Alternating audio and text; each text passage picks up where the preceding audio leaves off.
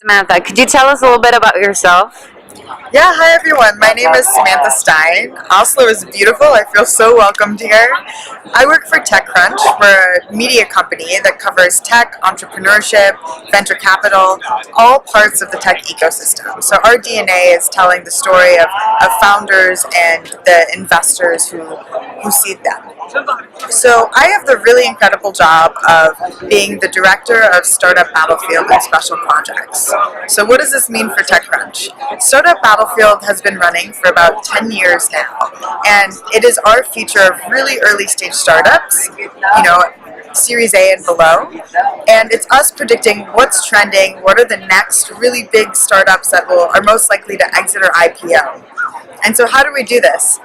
We actually map ecosystems all over the world and figure out, where are entrepreneurs coming out of. We have relationships with investors, angels. So angels are people who write smaller checks that are much smaller than traditional venture capital. And they often seed the very beginning of an investment.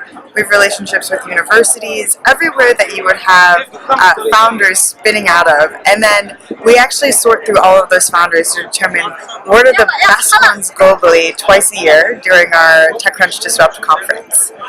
Those startups work with myself and my team on how to really effectively tell their story and hone their business before we launch them on stage and cover them editorially with written articles and video. Awesome. So, what do you see as the trend among the startups all over the world, globally? Yeah, so trends are always changing, and it's really different in different markets.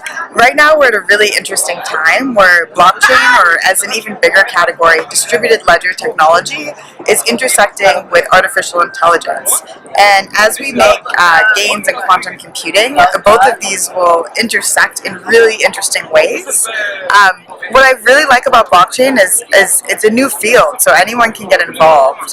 It's multidisciplinary, right? This comes from the background of people with financial backgrounds, with economic backgrounds, who work on behavioral economics and some of the humanities. It intersects with cryptography, and it's a whole new discipline that people are getting involved with. So now's the time to educate yourself and learn from many free resources online about blockchain and how to get involved.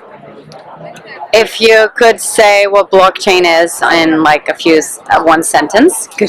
Yeah, so there's distributed ledger technology, which means that we don't have a centralized person that is controlling the information or the data, right? So for example, if I want to send an email, I want to send it to you, I need to, send the email, it pings to, let's say I have Gmail, so Google Central Server, and then it'll eventually get routed to you.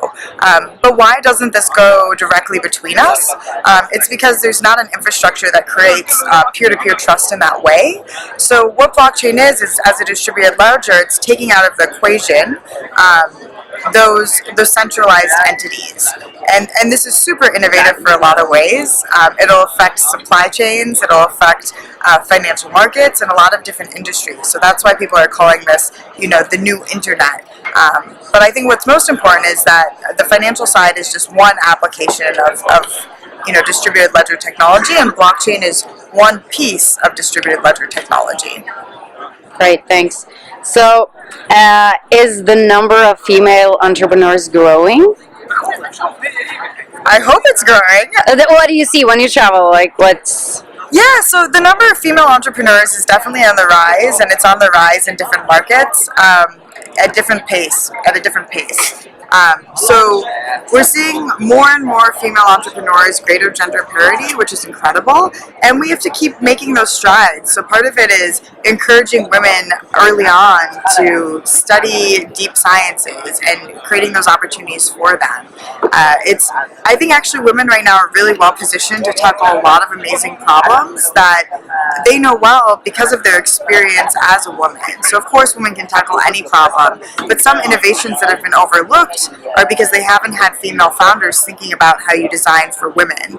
One example would be a company that I featured recently called Leah Diagnostics. So they've created a new diagnostic tool for pregnancy. So traditionally we have those bulky, plastic pregnancy tests, that don't really have privacy, right? That's why in movies we always have the cliche of, someone finding out their wife or girlfriend or friend is pregnant by seeing that in the trash. So what Leah Diagnostics did was actually create a flushable, discreet, private pregnancy test. And actually beyond pregnancy, this diagnostic can be applied to a lot of different testing scenarios. So really excited about that one. Awesome.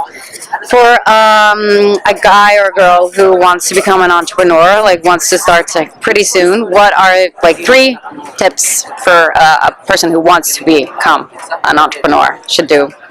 Yeah, so if you want to become an entrepreneur, you don't have to create the next unicorn company. You could create a small business. You could start with a small project.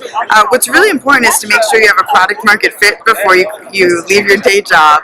So I'd say as a first step, reach out to people who've done it before. Find people in your network, either directly or through friends of friends who have started their own businesses, and ask them about the experience and get to know what they went through.